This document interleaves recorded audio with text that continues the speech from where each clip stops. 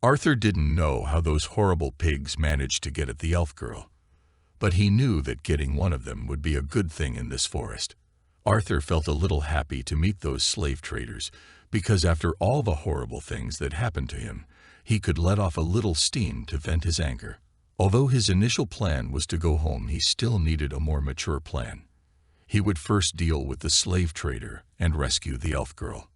But of course he would not directly attack alone, because attacking the four of them directly was an act of suicide. So Arthur would follow them and wait while gathering strength to make a move when their guard was down. At night, while they were resting, Arthur picked up an acorn from a tree branch at his side and started throwing it at one of the bandits' deer, so that the corrupted roared restlessly. The slave trader's men had to get the wolves to stop talking, or they would wake up all the creatures in the forest. Arthur realized that he had unintentionally resorted to using a technique from his previous life, a technique that he wasn't even sure would work in this world or not. Then set off down from the tree at an astonishing speed, while concentrating all his mana into a weapon blade in his right hand. Then when the bandit who was taking care of the wolf was caught off guard, Arthur came down and slashed his neck with lightning speed. Before the man even realized Arthur's presence, he had already lost his life. Then Set took the dagger in the man's pocket and thanked him silently. After the man died, the wolves controlling the chariot chewed on him happily. One of the bandits realized that his partner hadn't returned after successfully keeping the wolves quiet.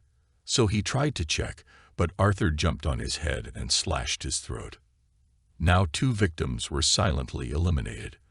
Arthur realized fighting Green was more difficult and tiring with his small body, so he had to finish this quickly while the other 2 bandits were still asleep. But suddenly there was a swearing sound from inside the tent. Arthur cursed inwardly because his other 2 targets were awake now. The 2 adult men were also looking for their 2 colleagues who were very noisy. They realized that they were not answering their calls. Before they were any more alert, Arthur moved with lightning speed to attack the bald man in the group. Before the man realized who he was up against, he was already injured badly enough to scream, causing one of the other bandits to rush at him in a battle stance. The bald man warned his partner to be careful because the little boy was like a powerful wizard. Danton, the bandit, was relaxed. He threw down his weapon and let out a strange light in his hand. Danton said that he didn't want to accidentally kill the golden egg that had just landed in front of them.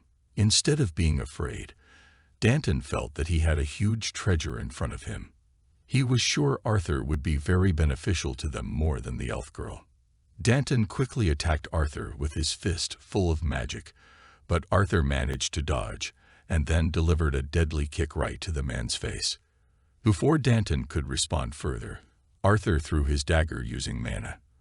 But unfortunately, the dagger missed and was caught by Danton. The terrible man judged that this was one of Arthur's interesting tricks. Then he threw Arthur's weapon and kicked the boy's body mercilessly. Arthur tried to block the opponent's attack, but he was just a little boy. As Arthur fell, Danton approached him with a horrified look on his face. Then he lifted the little boy's body and asked him to surrender. Danton was sure Arthur wouldn't be able to do anything else with his small body. At this critical moment, Arthur thought getting mana like a sword seemed to be the same as wind magic in this world. So he concluded that fire magic should be able to explode. He used this thought to grab Danton's arm, concentrate the mana, and then explode the man's arm. The huge explosion made Danton scream hysterically while swearing. He didn't expect the little boy to inflict such a fatal wound on him. Danton was so angry that he was determined to capture Arthur and sell him as a corpse. But before he could do so, Arthur threw a dagger right through his neck, making it impossible for him to survive. Now all that was left was the bald-headed bandit, who kept begging not to be killed. But Arthur looked at the man with cold eyes, because he was sure the little girl had said the same thing before they hit her. Then Arthur gave the last attack until now there was no one left.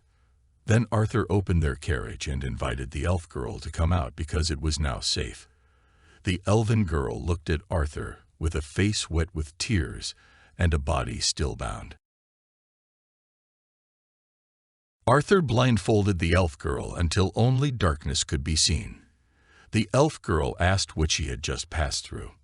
Arthur explained that there were some things in that place that were not good for children to see.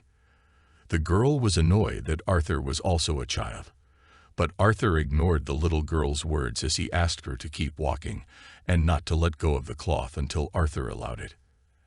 After a while, the elf girl realized that they had gone quite far from that place, so she started protesting, so Arthur took off his blindfold. Then the girl thanked him with a scared expression. Arthur waved goodbye as he walked away. The elf girl pulled up her shirt and showed a terrified expression. Obviously, she didn't want to be left behind by Arthur. Arthur explained that he had to go home soon anyway. The bad guy wouldn't chase the elf anymore.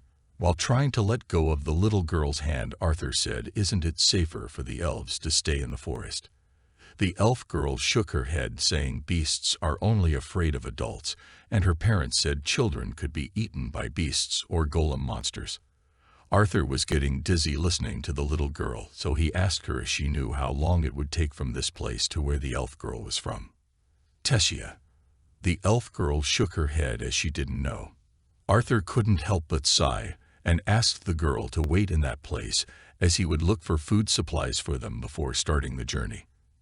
Now Tessia smiled, realizing that Arthur was willing to take her home. Arthur went back to the bandit's place to get what he needed for the journey. He didn't know how long it would take, so he had to think this would be a new adventure for him. Arthur took the armor and the few items needed from the bandits.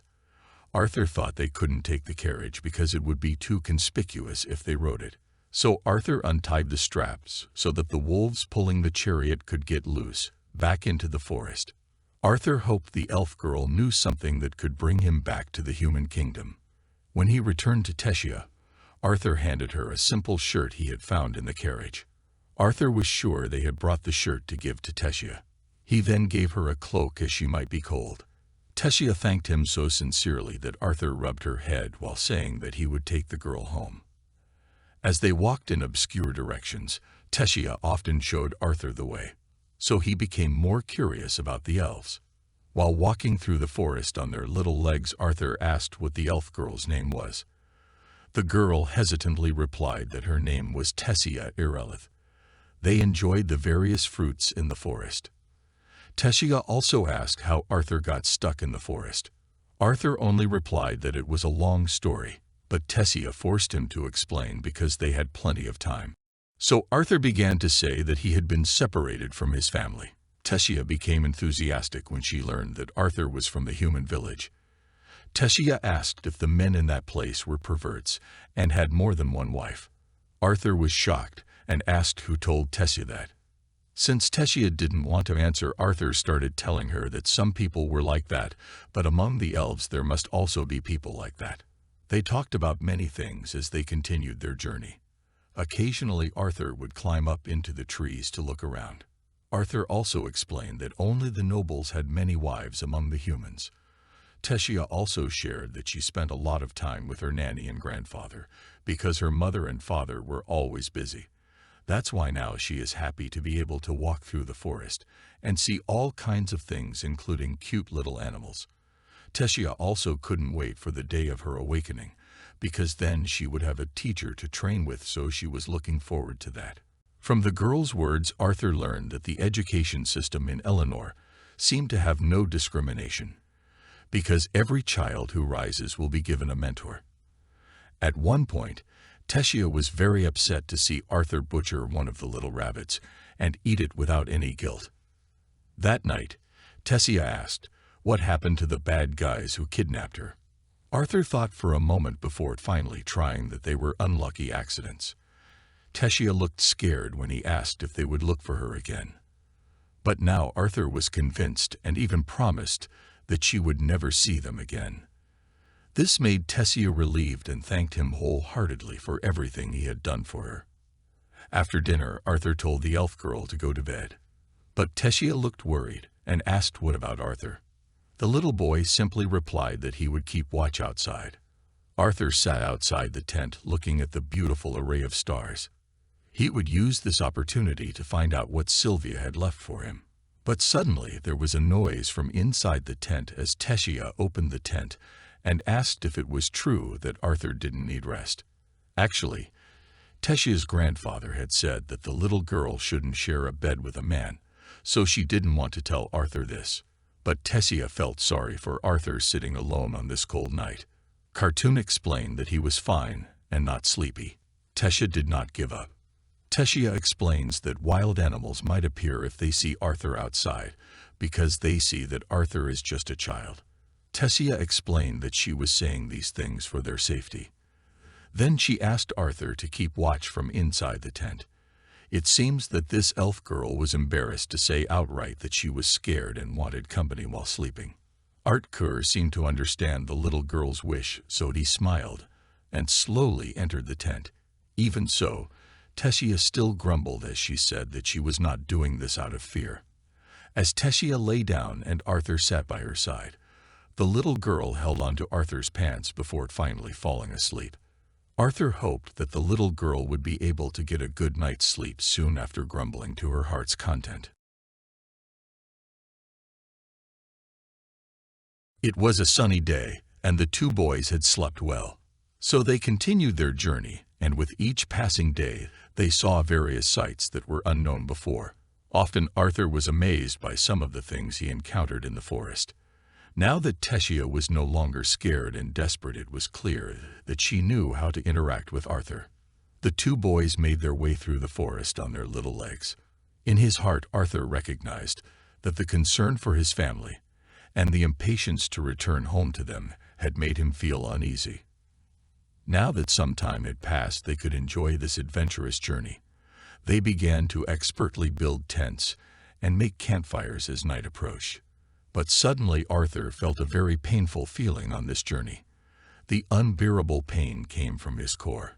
Arthur was reduced to tears as he desperately tried to endure the pain. Tessia looked very worried about Arthur, but the boy tried to hold him back, saying that he was fine. At night, the pain became so unbearable that Arthur couldn't sleep that night.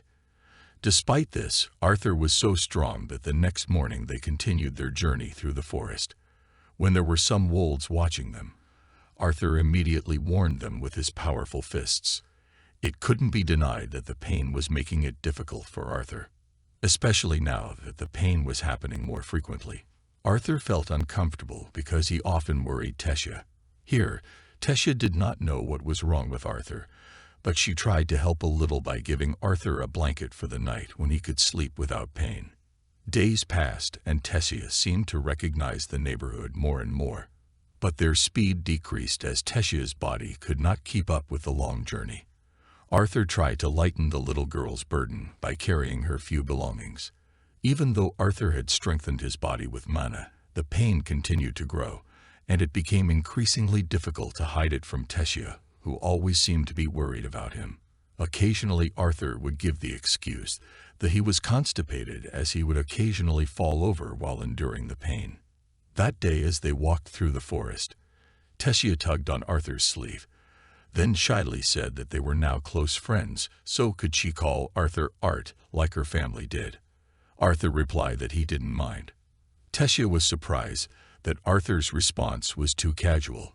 So Arthur immediately changed his expression to a very bright one as he stated that he was very honored that a Tessia Aerolith would call a simple country boy like him Art. Arthur's attitude annoyed Tessia. Tessia grumbled that Arthur often spoke strangely like an old man. Arthur replied that it was much better than a crybaby who couldn't pee without Arthur by his side, while closing his eyes and ears. Tessia immediately pinched Arthur's cheek and asked him to shut up instead of bringing it up. It was at this moment that Tessia discovered a special symbol on a nearby tree. Tessia became very excited and asked Arthur to follow her. Arthur grumbled that he couldn't see any sign. Arthur realized that although there was a mental age gap between them, they could become closer. Now Tessia managed to find that special mark on some other tree trunks. Tessia's face turned so bright that her ears wiggled as she managed to find the gate she was taught about. Arthur called out Tessia's name as he noticed the girl's strangeness, but Tessia placed her hand on one of the glowing tree trunks while saying that they had arrived. Tessia managed to open the teleportation gate, reached out to Arthur and asked him to leave now. The bright smile on the girl's face signaled that they would soon enter the elven world. When they finally made it through the teleportation gate, Arthur immediately fell to the ground while complaining that he hated passing through this teleportation gate. It always made him sick. Teshia told Arthur that they had arrived in the elven world. This time they arrived right at the entrance of a very clean and beautiful city. Arthur gaped at the sight before his eyes. Ancient was the only word that popped into Arthur's head when he thought of the elven world, but in reality it didn't match the scene in front of his eyes. Suddenly a storm of light swirled right in front of them. Arthur took a vigilant stance to fight, but all that appeared before them was a horde of royal troops who immediately saluted Princess Teshia. Arthur was confused by the attitude of the soldiers. He asked Teshia who they meant by royal princess. Was it Teshia? The elf girl just nodded her head and smiled sweetly when she heard Arthur's question. The royal troops said that they came to that place because they saw that someone had used the teleportation gate, but the queen and king realized something, so they also came to that place. King Aldian and Queen Muriel looked very worried about their princess. Even the grandfather also came to that place. Teshia's grandfather was Elder Varian, a name written in all the history books, because he was the previous king of Elenmore, as well as the one who led the last war against humans in the kingdom of Sepin. Arthur encouraged Teshia to return to her family. They hugged Teshia, welcoming the little girl back happily. Arthur wondered if his mother and father would react the same way when they saw her. King Aldian thanked Arthur as a king and as the father of the little girl. As a token of his gratitude for helping Teshia return home safely, the king asked Arthur to come along to their house. Arthur could rest there for a while, and then he had to tell them what had happened. Arthur realized the king's words were very gentle, but the look in his eyes told him that they were not an offer but an order. Arthur immediately bowed while saying that he was honored. Unexpectedly, Teshia pulled Arthur's arm in front of everyone while smiling happily. Teshia couldn't wait to show Arthur many things. Arthur had expected to see a stunning castle after hearing that Teshia was a princess, but what was in front of him looked like a 3-story house that was simpler than his palace in the past. Arthur wondered what kind of fairy tale he was looking at. The queen explained to the servants that Arthur was their guest, so she asked the servants to prepare a place to bathe, as well as a proper room. Arthur thanked the queen for her kind gesture, but first he wanted to explain what had happened to them. So Arthur sat in the meeting room with the king, queen, and elders Varian. They were surrounded by several troops who seemed to be on alert. He gave his name and said that he was from a small village in the kingdom of Sepin. Not forgetting this boy expressed his sincere respect because he was currently in the presence of the elven royal family. Arthur realized he had to do this so that his presentation would not be underestimated because they treated him like a child. The king realized that, despite Arthur's simple declaration of origin, the rupture seemed quite mature and perceptive. So the king wanted to hear more of what really happened. Arthur began to tell about his 6 journeys, starting by saying that he was separated from his family after they met the bandits. Arthur wasn't telling lies, but he was only telling half of the truth that happened to him. Inevitably, he also told the story of his encounter with Teshia, who was being held captive by slave traders. King Aldian was immediately angry when he heard that the slave traders had kidnapped his daughter. He had suspected that this was the work of humans. Arthur immediately interrupted the king's speech by saying that slave traders are not the profession of a race. Arthur's brave attitude when refuting King Aldian made the soldiers in the room raise their weapons to threaten him, but Elder Varian prevented them. Elder Varian asked what could a child like Arthur do to save his grandson. Did Arthur negotiate with them or beg for mercy from them? Arthur calmly replied no. Arthur explained that although he was just a child, he happened to be a magician. Therefore, he was able to get rid of the slave traders and save Teshia. One of the soldiers in the room was furious because he thought Arthur was speaking lies in front of the royal family. But Elder Varian gave him a murderous look that frightened the soldier into retreating. Arthur went on to say that although they did not believe him, Princess Tessia had returned safely, and all Arthur wanted now was to return to his family in Sapin. Arthur spoke in front of everyone.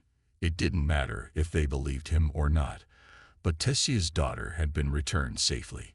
All she wanted was to return to her family in Sapin. Hearing that Arthur wanted to leave, Tessia was naturally surprised. Arthur then said that after they learned the story, he as a human felt it was inappropriate to stay in that place for a long time. After all, Arthur's priority was to make sure that his family was safe and let them know that he was okay. Alduin then tried to put aside the past of their kingdom. He knew that Arthur had rescued his daughter, and also that he had accompanied his daughter back to that place, which gave Arthur the right to be properly compensated. Unfortunately, the teleportation door connected to the kingdom of Sapun only activated once every 7 years during the conference between the three races. It was still 5 years until the door opened. However, they would be happy to send a group of guards to escort him home safely. Alduin also wanted to show their hospitality. Some of them were actually tolerant people, but some still held grudges against humans because of past wars. So Alduin asked Arthur to enjoy himself while they prepared for his departure tomorrow. Arthur thanked him profusely. In the evening, Arthur chose to take a shower because he was too tired. But while bathing, Arthur's body again felt the pain that was getting worse. Afterward, Arthur sat alone on a sofa. He was confused about what to do. He wished Sylvia was there to help him. Until Arthur heard someone knocking on his door and he told her to come in.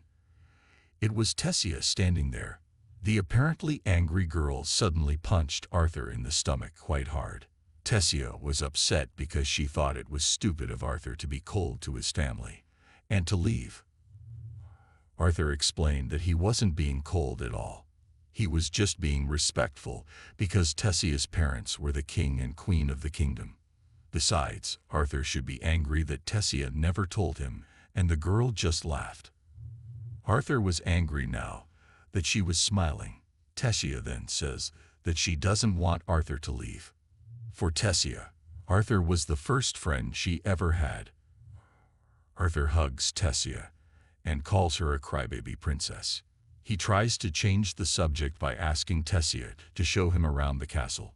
The two went for a walk. Tessia pointed out her favorite spot in the castle.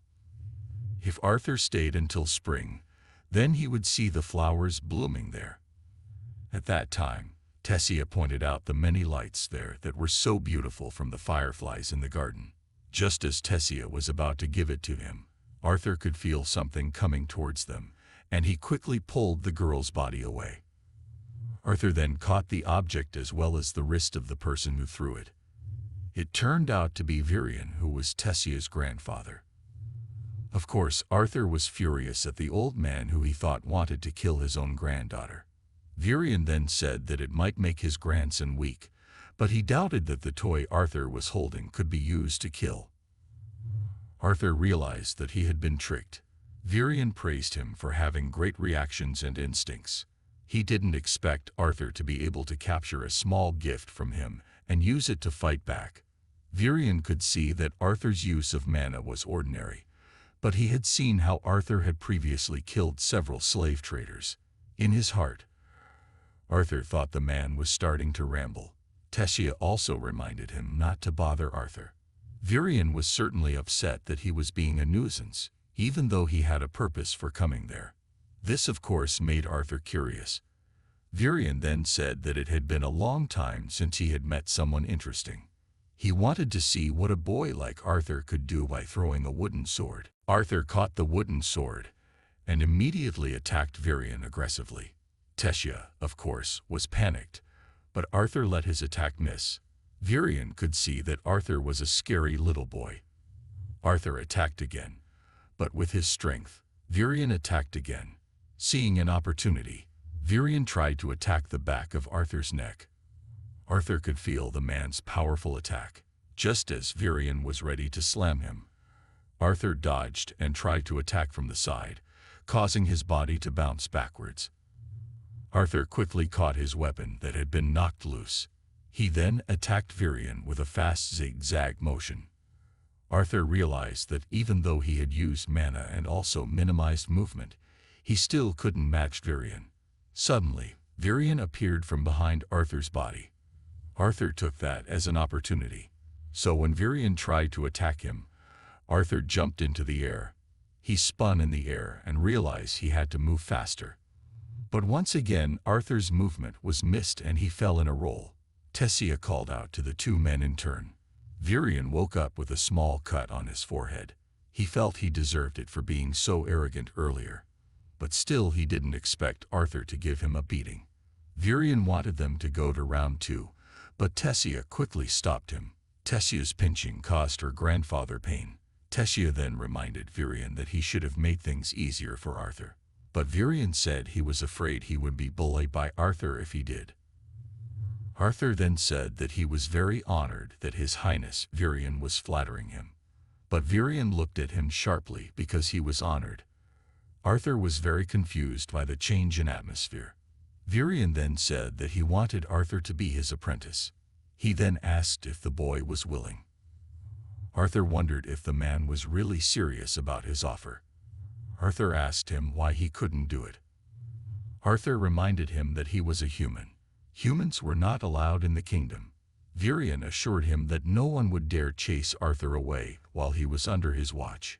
He also knew that Arthur was much better prepared than other children and even adults. But he wanted Arthur to know that he could teach him far better than any wizard could in Sapien. However, Arthur still didn't want to despite Virion's words. At that time, he didn't even know how his parents were doing. No one knew whether he was dead or alive. Virion then said what if there was a way to see and communicate with his parents and tell them that Arthur was alive? Would that be enough for him? Arthur of course wanted to know what he meant, but Virion quickly sent the servants to bathe and put Tessia to bed. Afterwards, Virion again said that he realized he had acted too hastily, but it had something to do with what he had felt earlier from their little fight. Virion asked if Arthur had been experiencing searing pain in his core, and if the pain was now coming on more frequently. Arthur was naturally surprised and wondered how Virion knew that. Virion also confessed that he also knew the reason for the pain which Arthur did not. He then asked if Arthur knew what a beast will was. Beast will were words Arthur had never heard before, but he immediately remembered the moment when Sylvia attacked his mana core. Virion knew that Arthur was probably already aware of it and had even encountered some beast mana, gaining the ability to pass on the will of those beasts or the ability to be passed down once, either to their children or the people they bonded with. However, the beast will is powerful enough to be categorized as A-class or higher. He wouldn't ask how Arthur came across such a powerful beast will, but at this stage, the power within Arthur was more bad than good. Arthur then wondered if Virion also had a beast will since he could know everything. Virion confirmed and said he was also called a beast tamer. It was a title that could be earned after one had fully conquered the terrible monster within. Virion knew that it was important for Arthur to return to his family, but doing so now would only bring him great harm. The power of the beast would be too strong for Arthur's immature body to handle. If the power was not controlled soon, it would destroy Arthur's body from within. In his sleep, Arthur could feel a weight pressing down on his body. He saw the figure of a monster and Arthur wondered if it was the embodiment of his fear and burden. Such great expectations of him even haunted him in his sleep. But just then, Tessia came to wake him up. Arthur was delirious and asked the shadowy monster in front of him to wake him up in 5 minutes. Of course, Tessia was angry at being called a monster. Tessia then mentions Arthur's hair, which she thinks is cute, but Arthur calls Tessia a mini Medusa. Tessia then asks if Arthur is really going to stay there, because Virion told her that before. Arthur replied that it was possible. He would find out after traveling together with Virion. However, Tessia pinched Arthur's waist hard, which made him groan. Tessia doesn't like being called princess, and says she'll get angry if Arthur keeps calling her that. Arthur agreed and then said he was going to shower and get ready. He also asked Tessia to get out of there unless she wanted to see him. Hearing this, Tessia thinks Arthur is a perverted man. Arthur then reminded Tessia to stop saying things she didn't understand. Eventually, Arthur comes down from his room and he can hear Tessia pleading. Alduin reminded her that humans should not be able to be in the kingdom. Arthur could hear Muriel confirming her husband's words. She was always grateful that Arthur had saved Tessia, but allowing humans to settle there would break tradition. Virion then revealed that he already liked Arthur, and there was nothing more to discuss. Besides, Tessia also seemed to approve of the idea, and the girl quickly nodded. Alduin asked his father to consider it one more time, but Virion asked him to stop. Virion confirmed that Arthur would be under his guidance, and he wanted everyone to know that. Arthur was happy that Virion was someone he could trust. Virion then greeted Arthur, who had arrived late because they had to rush. The three then traveled, and Arthur asked how long they had to travel. Virion was quite surprised that the boy called him grandfather, and realized that he still couldn't be completely comfortable with him. Arthur understood, and said that they should see how the day would go with Virion's mysterious friend. Not long after, Arthur sees Tessia sleeping on his shoulder. Virion says that Tessia woke up early that day and kept bothering him because of Arthur. Arthur was naturally curious if what Virion said was true. Virion then said that Tessia, who was the only princess in the kingdom, had made him grow up lonely. Tessia had been hurt too many times by adults and even children who pretended to be her friends. Eventually, she became a cold person and built a wall around herself. But in a short time, Tessia, who met Arthur, was able to show the smile and laughter that she had not had in years. Therefore, Virion expressed his gratitude. They finally arrived at the location. Arthur descended with great curiosity about Virion's mysterious friend who could make a former king go so far into the interior of the rural area. But suddenly, Virion shouted for the old wizard inside the house to come out. Not long after, the door opened. It revealed an old woman who was shouting angrily because her ears were still functioning very well. Virion then introduced the woman as Rinia, who was his old friend. He was sure Rinia could help him with his problem. Arthur politely greeted Rinia. Rinia then said that they didn't have much time at the moment. She asked everyone to come in, and not just stand there. Arthur realized that Rinia was just like his mother, who was a deviant. Magic users who did not fall into the 4 basic categories. He wondered how Rinia could help him. Arthur then began to speak. He apologized for being impatient. But Virion said that Rinia's magic could help him reach his parents. Rinia was surprised that Arthur was brave enough to call Virion a grandfather, showing his concern for the boy. Rinia then explained that she was called a diviner. Rinia mentioned that natural wonders vary between witches, and she was quite capable. This meant that there were few people who could hide from her if she meant it. For example, she could tell that Arthur was special, and that was because there were parts of Arthur's life that could not be seen. Those eyes can only see pieces of the past and future. But he knew Arthur wasn't there for his divination skills. Rather, Arthur was there for his parents and to tell them that he was okay. Arthur confirmed. Rinia then took out a basin of water. She asked Arthur to move closer and keep his gaze fixed on the water in the basin. She asked Arthur to focus and visualize his parents in vivid detail. When Arthur saw them in the water, he would be able to talk to them. Arthur tried to follow Rinia's instructions. He began to imagine his mother with auburn hair and glowing skin that radiated a gentle warmth. Her thin eyebrows were always furrowed with worry. Then Arthur pictured his father with a strong blue smile. That silly smile that brightened up the dullest of days. The silly, simple jokes at home, completely at odds with his charisma as a leader and warrior. Arthur begged his parents for a place to live. Arthur slowly began to open his eyes. Alice was seen serving food to her husband. Reynold complimented her on the amazing-looking food. He asked if there was any special celebration that day. Alice shrugged it off, only that it had been a long time since she had cooked for him after moving into the place. Alice, with a growing belly, looked at the meal that was Arthur's favorite. Reynold asked about Alice's condition, but she assured him that she was fine. Just then, Arthur's voice greeted the two. Reynold and Alice looked confused while looking at each other. Arthur said his name to reassure them. The spoon in Reynold's hand fell out of his hand. Arthur spoke again. He was sure that his parents would be very surprised to hear his voice in their heads. He promised to explain later, but he wanted Reynold and Alice to know that Arthur was alive and well. Arthur claimed to have survived the cliff, but the incident had to remain a secret. Arthur then claimed to be living in the kingdom of Elenware with the elves.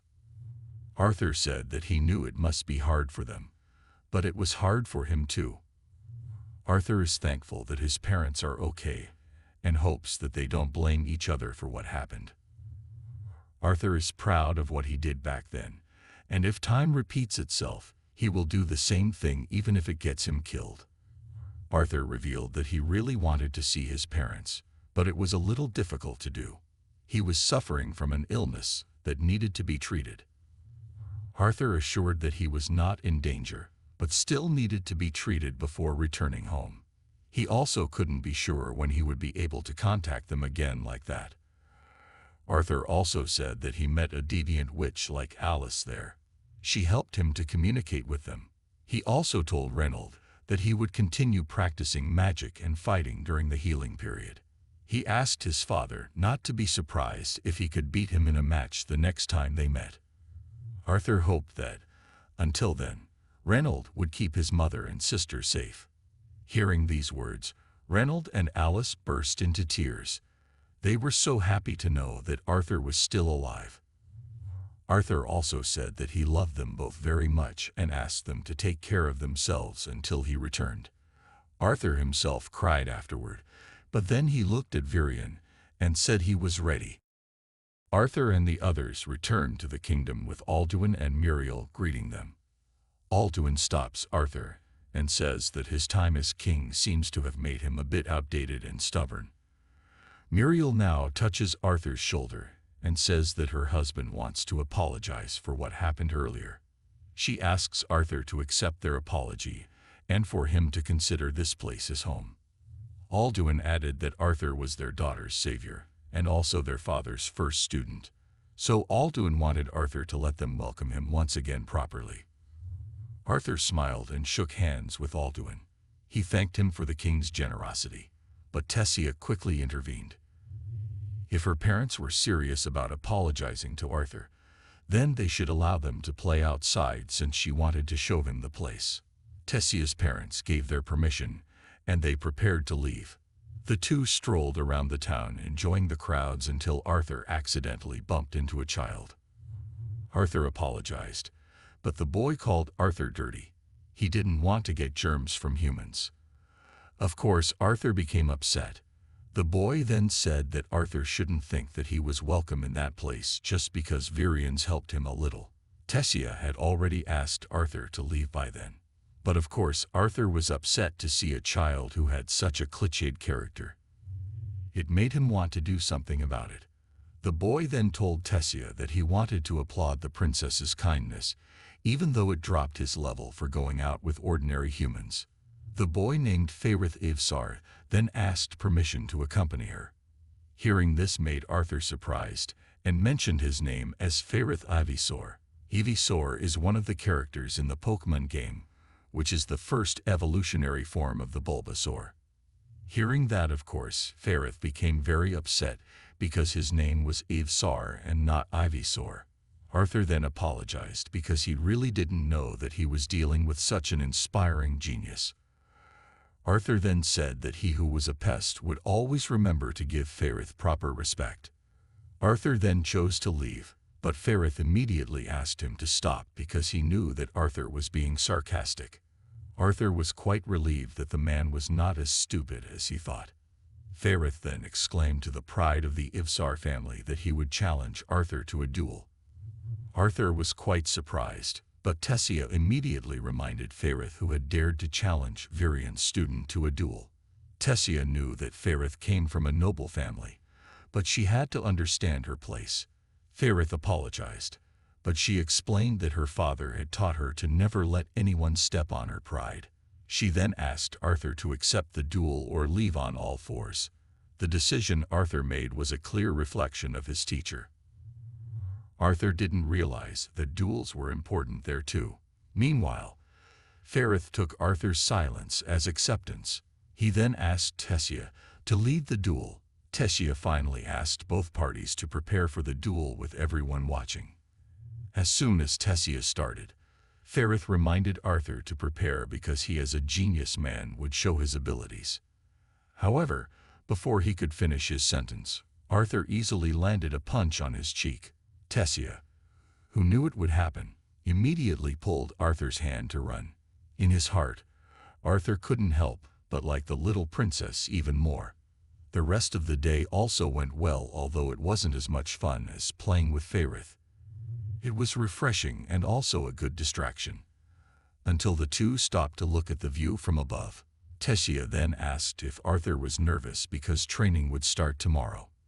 Hearing that question, Arthur remembered Virian's words.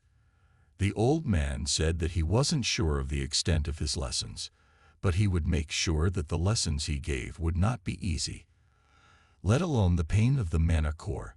The assimilation process used by tamer beasts was often compared to immersing the body in boiling tar. Arthur would be stuck in that strange land without the comfort of family. Even his daily life would be difficult. But if Arthur was able to survive, then the rewards would be enormous.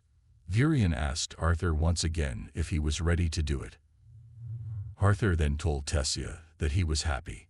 He had done a lot to get to where he was. Training then met with the parents. Arthur was happy with everything that had happened. He was also looking forward to the future that awaited him. 3 years later, Tessia woke up Arthur, who was still asleep, by twisting his ankle. Arthur woke up hysterical because he could no longer bear the pain. He had no idea that Tessia would use mana to wake him up. Arthur then asked why Tessia didn't wake him up a little more gently. Tessia said that it wasn't her fault that Arthur didn't wake up when she did. Besides, Arthur should be grateful that a pretty girl like her was willing to wake him up. Arthur said that he thought all the waitresses were pretty too. Tessia wondered if Arthur had said something earlier so sarcastically. After that, they started walking downstairs. Tessia still asked if Arthur thought the servants were pretty, but Arthur asked her to stop. However, Virian had already greeted them, which was quite a long time for him. He immediately asked them to prepare for the lesson. There are 4 basic elements, and there are also higher ones.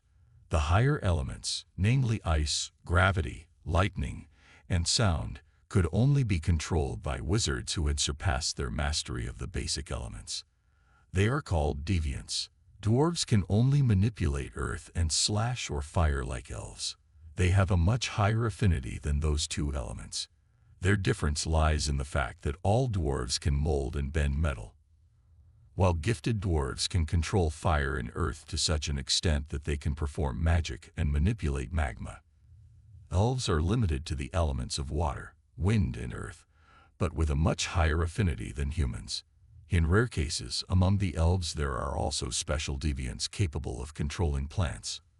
However, elves cannot produce wizards who can manipulate the higher forms of water, wind, and earth. Human wizards have the ability to manipulate all 4 basic elements. Humans are also the only race capable of producing abnormal elemental deviants that cannot be categorized under any element, such as healer emitters. There is a delicate balance of power among the 3 races, and taking into account the population, the overall inherent affinity towards the elements, and the diversity of mages. Arthur then asked if his explanation was clear enough. Virian deemed it passable, and he then gave them the opportunity to ask questions. Tessia then raised her hand and said that she knew that the whole assimilation process was meant to make Arthur's body ready to handle beasts. But wouldn't it be better to make him physically train his body while using magic like that? Arthur thought that he already knew from the previous lesson, but the differences in each race had really become apparent over those 3 years. If humans were considered gifted for waking up in their teens, but it was actually a normal thing for elven children to wake up at the age of 10. As for Tessia, it happened even earlier, when she was 9 years old.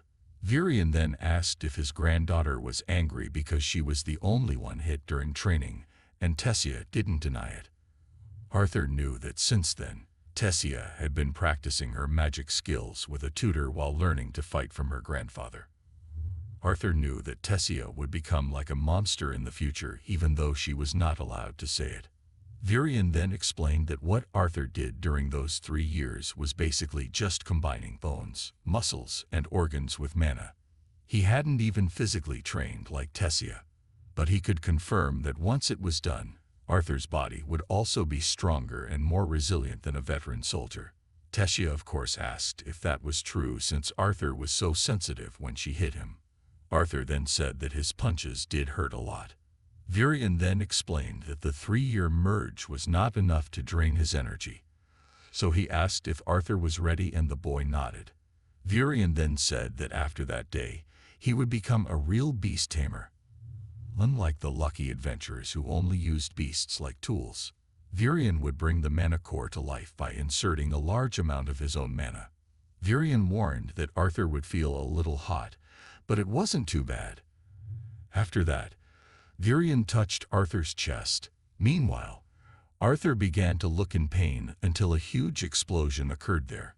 Virion himself was confused about what was inside Arthur's body. They then quickly approached Arthur, who was lying on the ground.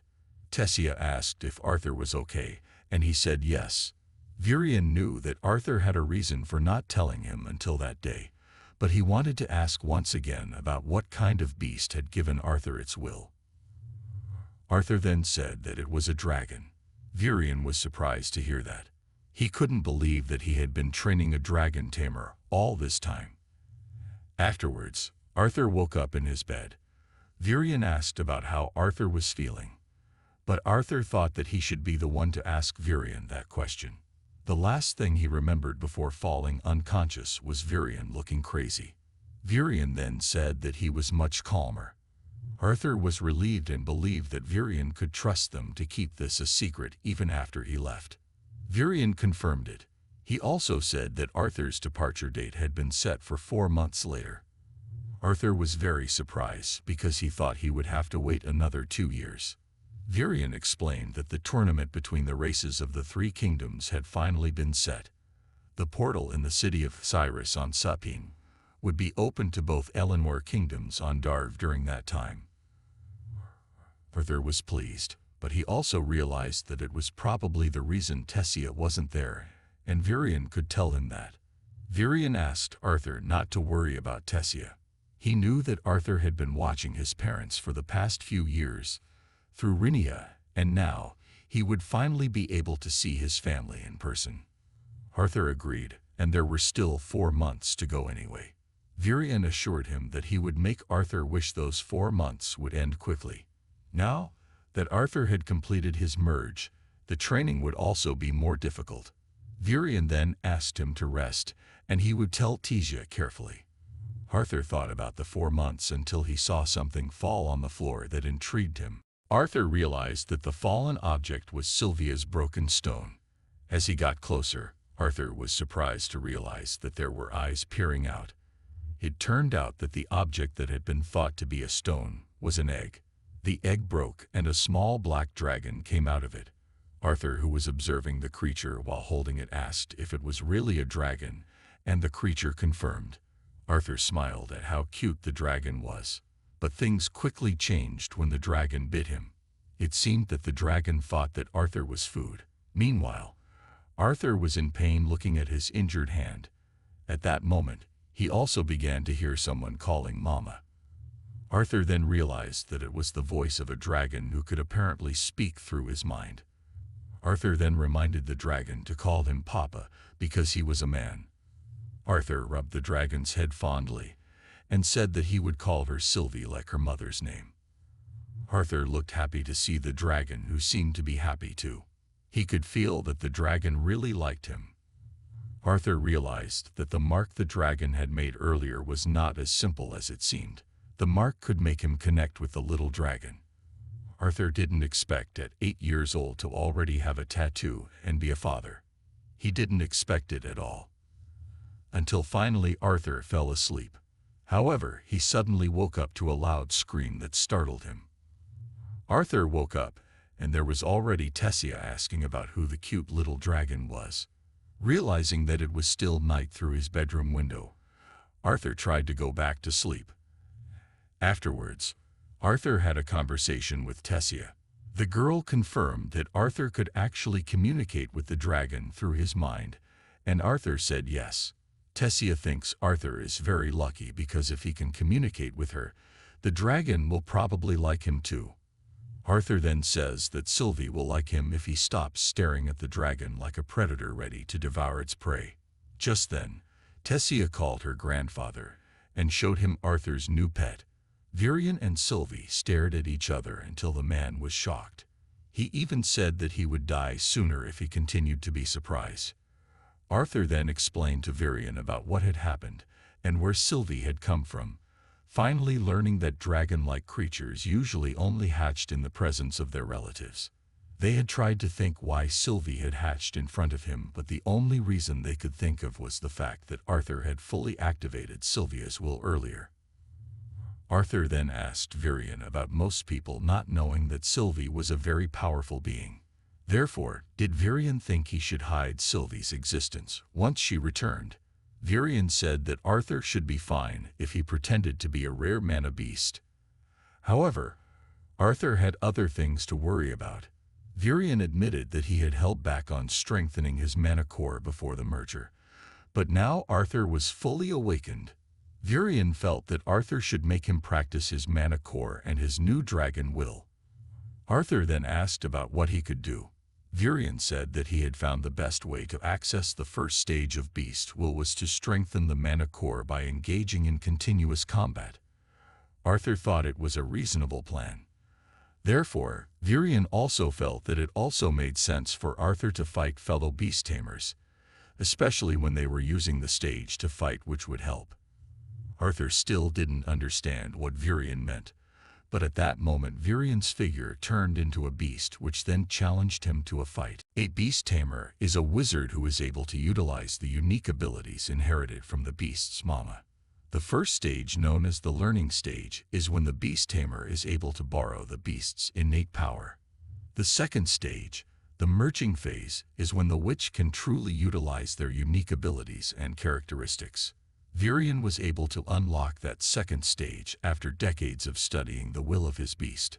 He can now utilize the Shadow Panther's deadly prowess. Virion made sure Arthur was prepared and even reminded him to pay attention as he snuck up behind him. Of course, Arthur was confused as to why Virion had to remind him like that. However, Virion, who was in front of him, suddenly disappeared and was already holding his shoulders from behind. Arthur immediately prepared to attack back, but the figure disappeared again. Arthur quickly gave up. He admitted that he couldn't even react to Virion's speed at that level. For him, it would only traumatize him. Virion returned to human form and said that was his intention, not that the beast form didn't have its drawbacks.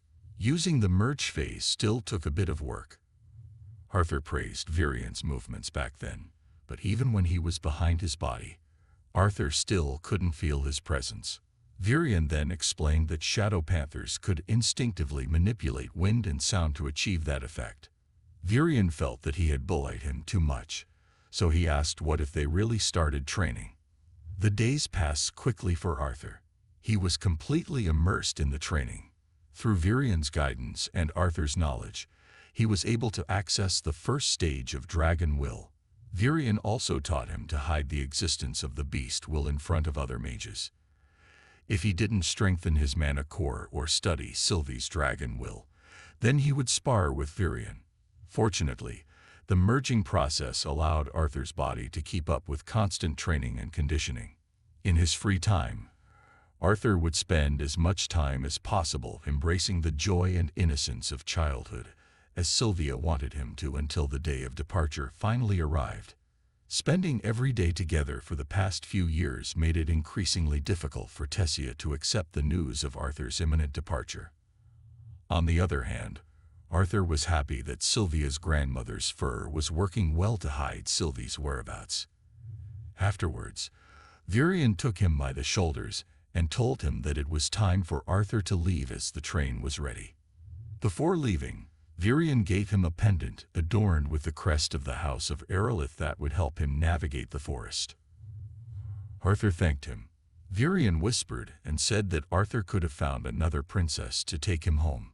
Tessia becomes so angry that she pulls on her grandfather's beard, and Virion quickly tells her that he was only joking. Arthur then said goodbye to Tessia and told her that they would meet again soon. He was sure that with Virion teaching her, Tessia would be stronger than him when they met again. Tessia didn't say anything and Arthur hugged her. He said he would miss her and asked her to take care of herself. Tessia finally cried and said that she would miss Arthur too. Arthur waved goodbye and prepared to get into the train. But apparently, there were some men who welcomed him there. They were surprised to see Arthur there and asked if he had finally been kicked out of the palace. Arthur asked who he was, and the boy immediately said that he was a nobleman who had been unfairly defeated in a duel. Fairith then said that everyone except stupid humans seemed to know that a true duel was meant to be a demonstration of magic and the challenger always attacked. Arthur finally remembered that he was Avisor. This made the boy even angrier and said that he was Fairith Ivsar Agi, who was the heir to the noble Ivsar family.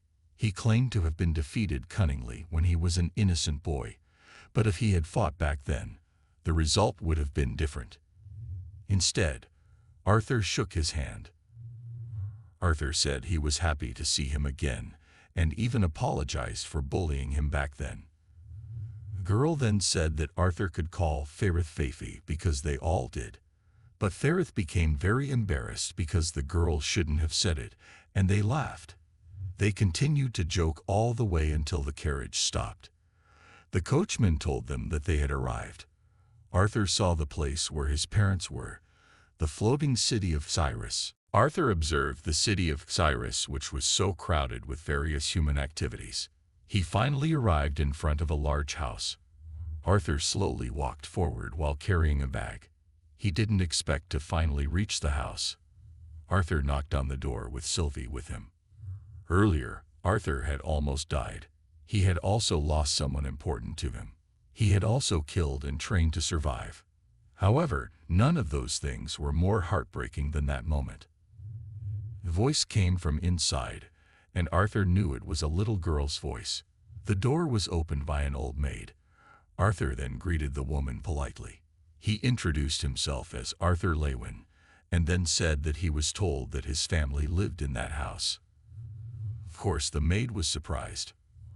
Arthur could see a little girl emerging from behind the servant's body. Meanwhile, her mother appeared from a distance calling her daughter, Eleanor Lewin. Alice reminded Eleanor to greet everyone who knocked on the door.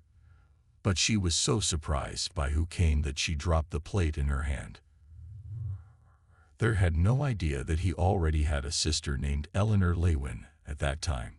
He then remembered to greet his mother by saying that he was finally home. Alice hugged Arthur very tightly while crying with emotion. She knew that it was Arthur's voice. She was so happy that her son Arthur was finally back. Eleanor, who saw her mother crying, asked her not to cry while pulling on her clothes. Just then, Reynold ran home to meet his son. Reynold immediately hugged Arthur, which made the boy unable to contain his sadness. They ended up crying together at that moment. Afterward, they talked. Alice asked how Arthur was feeling. She remembered that earlier, Arthur's voice that they heard said that he was sick, so had it healed. Alice also mentioned how Arthur was very thin. She asked if Arthur ate 3 meals a day. Arthur assured her that he was fine and had never even been that good. Reynold reminds his wife that she asks too many questions. With one look, they could immediately tell how strong and big their son was. Alice confirmed. She then asked Ellie to come over and say hello to her brother. Ellie of course wondered. Alice then said that it was Arthur who was the big brother they always told her about before going to bed. Ellie greeted her brother shyly. Arthur also greeted his sister back. He was happy to finally meet Eleanor. Seeing that, Alice and Reynold looked happy. After everything was done, Arthur spent some time explaining everything from the beginning.